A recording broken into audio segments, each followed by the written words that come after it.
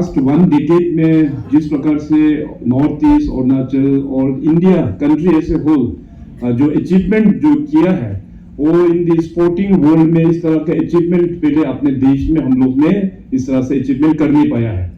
चाहे आप Commonwealth games के बारे में बात कीजिए या एशियन गेम्स के बारे में बात कीजिए या ओलंपिक्स के बारे में बात कीजिए।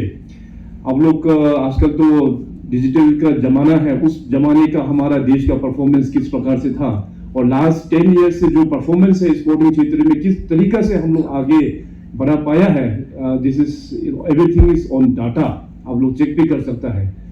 तो ये सब प्रोग्रेस इसलिए होता है क्योंकि सरकार का अटेंशन अभी स्पोर्टिंग क्षेत्र में काफी अच्छा से फोकस्ड वे में सभी स्पोर्ट्स पर्सन को मिल रहा है।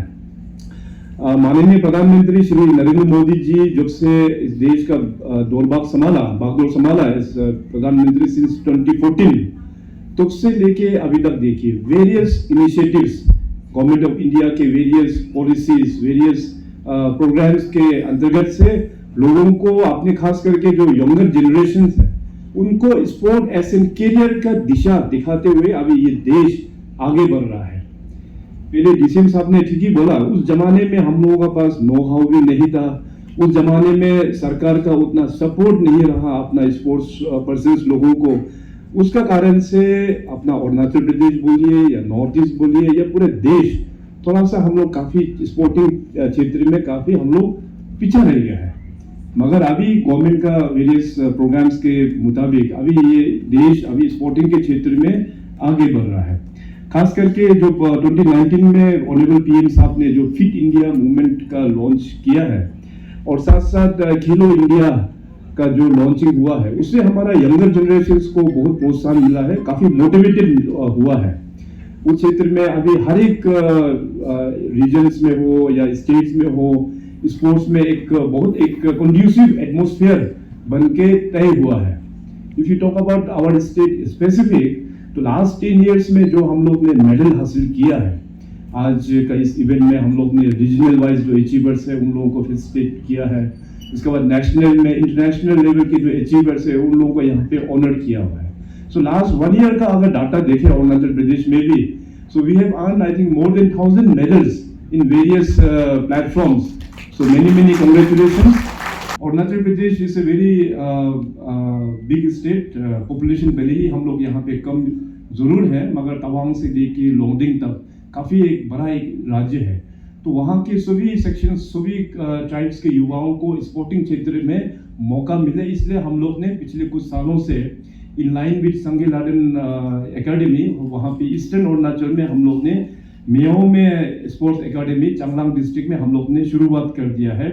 अभी आने वाला दिनों में ऑलरेडी बजट अनाउंसमेंट भी है कि वहाँ मेयो स्पोर्ट्स एकेडमी में वहाँ में परमानेंट इंफ्रास्ट्रक्चर्स भी हम लोग वहाँ पे प्रोवाइड करेंगे।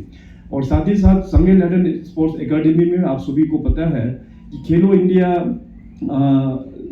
सेंटर ऑफ एक्सीलेंस के तहत archery, hockey, wushu, boxing and weight lifting का भी वहाँ पे सेंटर ऑफ एक्सीलेंस का रिकॉग्निशन वहाँ पे मिला है। उसका काम अभी चल रहा है। और गवर्नमेंट का पॉलिसी का मुताबिक स्पोर्ट्स पर्सन लोग, जब आप लोग एक्टिव स्पोर्ट्स से जब आप लोग रिटायर होंगे, तो उसमें भी गवर्नमेंट जॉब्स का भी प्राविधान हम लोग ने रखा हुआ है। 5% government job in sports quota सभी डिपार्टमेंट्स में रखा हुआ है एंड 10% जो है स्पोर्ट्स डिपार्टमेंट और पुलिस डिपार्टमेंट में ये प्रोविजंस भी आप सभी स्पोर्ट्स पर्सन के लिए रखा हुआ है। सो जो आज जो हम लोग नेशनल स्पोर्ट्स डे जो सेलिब्रेट कर रहा है, मेजर ध्यानचंद जो हमारे हॉकी के दुनिया में सबसे मशहूर हमारे स्पोर्ट्स पर्सन रहा है, उस जमाने में 1928 में वो ओलंपिक गोल्ड मेडल जीता, 3 times consecutive, 28 Olympics, 1932 Olympics and 1936 Olympics, तो कंसेक्यूटिव 3 बार गोल्ड मेडल जीता। तो उस जमाने में सोचिए कि we were not even an independent nation, हम लोग तो उस वक्त में ब्रिटिश के अंदर में था, तो भी उस वक्त में जाके इतना मेहनत करके ओलंपिक्स में उन्होंने गोल्ड हासिल किया है। तो आज उन्हीं के ही नाम में ये हम लोग नेशनल स्पोर्ट्स डे पूरे देश भर में जितने भी हमारा एथलीट्स है, खिलाड़ी है, आप लोगों को फेलिसिटेट करके, ऑनर करके और स्पोर्टिंग क्षेत्र को और भी आगे बनाने का ये पूरे देश भर में प्रयास हो रहा है। और हमें खुशी होती है कि यहाँ पे शेयर करते हुए कि आज अरुणाचल प्रदेश में भी हर एक डिस्ट्रिक्ट्स में, हर एक खेलों सेंटर्स में आज नेशनल स्पोर्ट्स डे का आयोजन करके वहाँ डिस्ट्रिक्ट लेवल की जितनी भी बॉडीज है वो लोग भी आज साइमल्टेनियसली इस इवेंट को मना रहा है। एंटरप्रेन्योरशिप में भी जो आप लोगों को पता है कि as an entrepreneur youth development के लिए राज्य सरकार various initiatives in line with startup India को लेते हुए बहुत सारा स्कीम्स हम लोग ने लॉन्च किया हुआ है। दीनदयाल उपाध्याय स्वावलंबन योजना, और उस योजना को भी इस साल हमने गवर्नमेंट की ओर से हम लोग ने डायरेक्टिव दिया हुआ है कि स्पोर्ट्स एज एन एंटरप्रेन्योर उसमें शामिल करना है। अभी स्पोर्ट्स पर्सन या स्पोर्ट्स के दुनिया में जो लोग जुड़े हुए हैं एज एन बिजनेस मॉडल भी आप लोग उसको उस स्कीम का मुताबिक आप लोग बेनिफिट ले सकते हैं। जैसे कि किसी को जिम खोलना है, किसी को अपना कुछ ट्रेनिंग सेंटर्स वगैरह खोलना है, तो इस स्कीम में भी उसको शामिल किया गया है। और उसी दिशा में अभी आने वाला दिनों में जैसे हम लोग मिशन ओलंपिक्स का ऑलरेडी हम लोग ने लॉन्च कर दिया है।